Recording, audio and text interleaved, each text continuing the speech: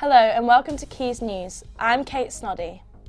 And I'm Beth Robinson. Here's what's coming up on the programme today. University students have walked out of classes over alleged racism from a lecturer. Live at the University of Manchester as a racism row begins to escalate, the university are working to investigate. The UCU are striking once again over injustices that affect lecturers and students. And Patrick Colleen has the latest on sport, including wins from Salford University in women's football and rugby teams.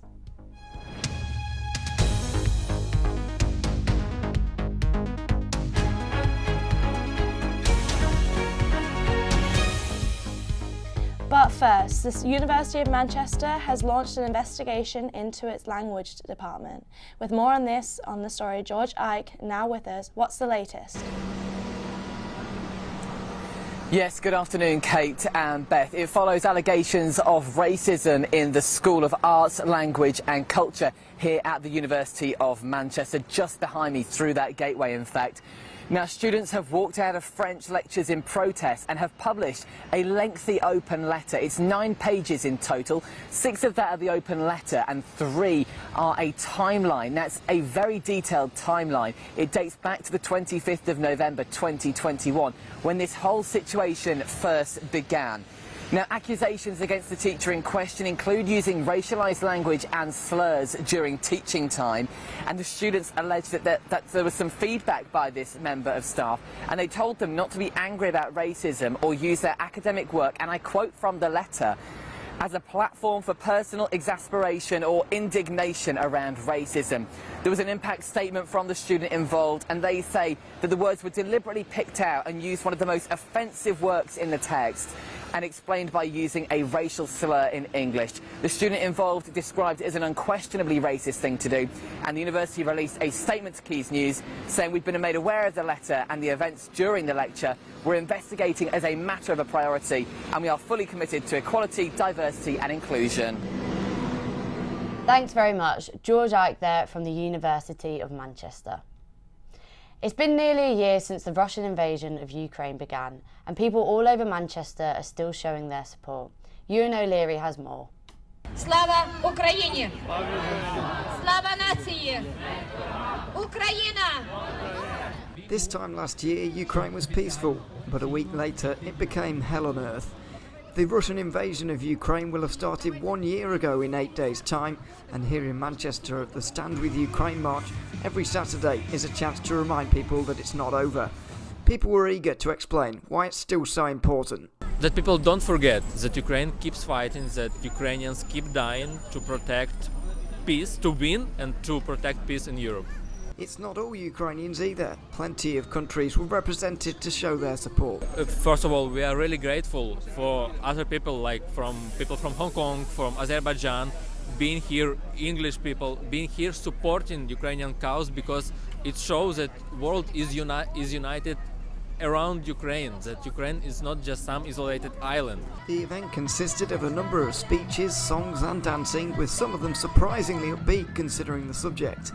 It gives a good reflection of their morale in the face of such hardship. Well, the event's over now, but people from all sorts of different countries have been here earlier today, and they come here every Saturday as well at 2 o'clock in Manchester Piccadilly Gardens. It's a fantastic event and covers the whole of Ukraine. It just shows that that country is still being supported even 1,700 miles away. But there was a sense of tension, that they could be forgotten and left behind the longer this war goes on. Personally, I haven't seen very much on the news at all about it recently. How does that make you feel?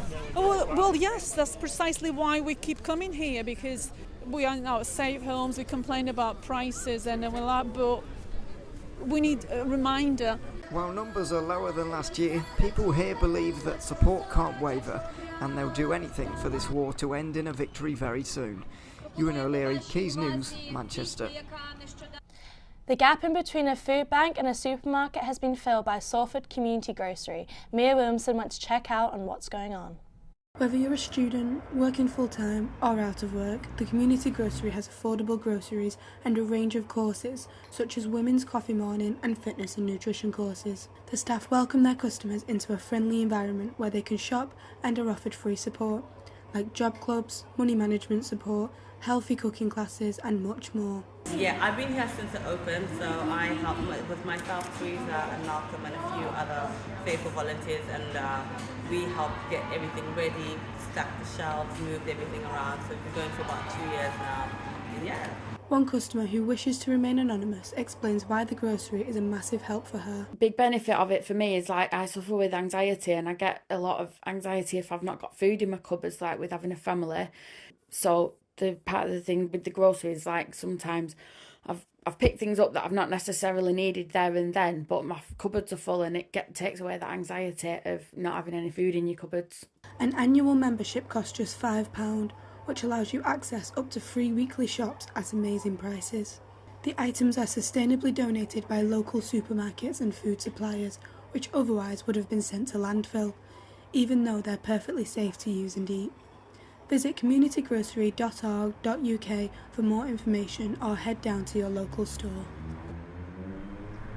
With many students struggling due to the cost of living crisis, £4 for 12 items seems like a pretty good deal to me. 100% Beth, it's a great idea. It appeals to many people like ourselves who wouldn't regularly use a food bank. Next up, the UCU strikes are continuing. This morning, Dr. Gary Morris-Rowe was joined alongside other members of the union to continue the protest. John O'Hara went down to speak to him. The UCU, the University College Union, are striking, as you may know, for a huge welter of injustices that pervade the HE sector, essentially.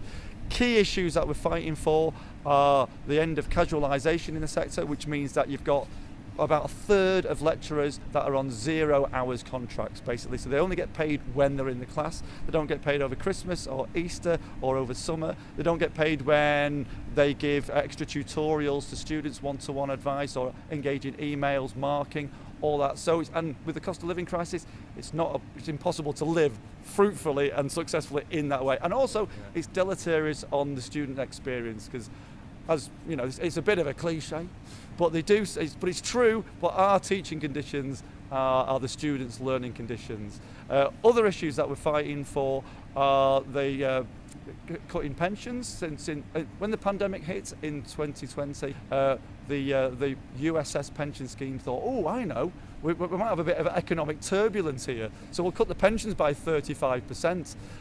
Which might have made sense at the time, because it was a calamitous time, but the economic shortfall didn't actually materialise. But they still kept it cut by 35%. So we're campaigning now to get the pensions reinstated at their full amount, which is only fair. When do we want it? Now. What do we want? When do we want it? Now. All this can be achieved with a modest amount of money. The amount of money that's in the HE sector, there's a reserve of around £40 billion. To actually address the issues that the UCU are campaigning for would cost around £2 billion. So that's not it's not change left. Yeah, exactly. There's a bit of change left. Absolutely right. Yeah. It is very frustrating that it takes this kind of action to get the UCEA, which is the Vice Chancellor's body, and Universities UK round the table. They would just sit on their hands and just let us be frustrated and have these injustices pervade forever.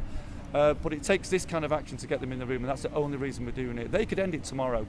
They could end this all, and the money is there to do it. And have you ever thought about combining two popular weekend activities? How about a musical with coffee and cake? Heather Davey went to the Northern Quarter to enjoy a sweet treat with a bit of a difference.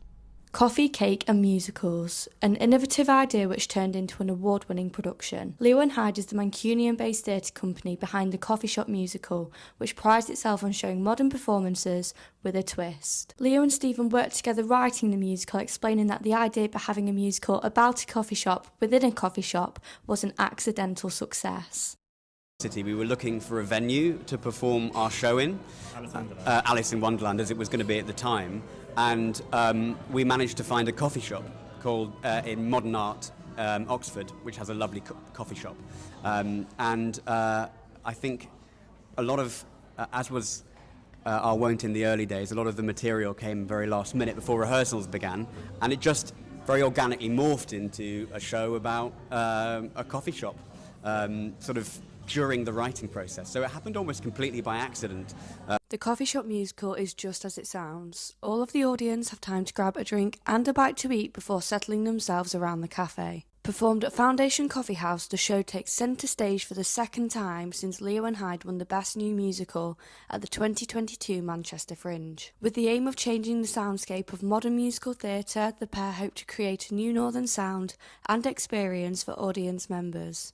What did you think of the coffee shop musical here at Foundation today? Absolutely fantastic. Oh, we absolutely loved it. Like, I just thought it was the most amazing concept. Worked so well in the space, like, incredible, funny. Everyone should see it. It was easy to sort of follow. It was quirky, abstract, funny. Yeah, I love the concept of it. I love the sort of actually being part of it. Accessible, isn't it? It's rather than you thinking, oh, I've got to go and sit in a theatre and I've got to behave like this and I've got to do, you know, I'm just like for young people as well, like if it's one of the first experiences of sort of theatre and art, it's a really sort of nice, easy way into it. So, with the audience loving their experiences, what can we expect for the future of the coffee shop musical? Now the plan is to, well, we want to do it more here because the one disadvantage of doing it in a coffee shop is obviously the audience is quite small.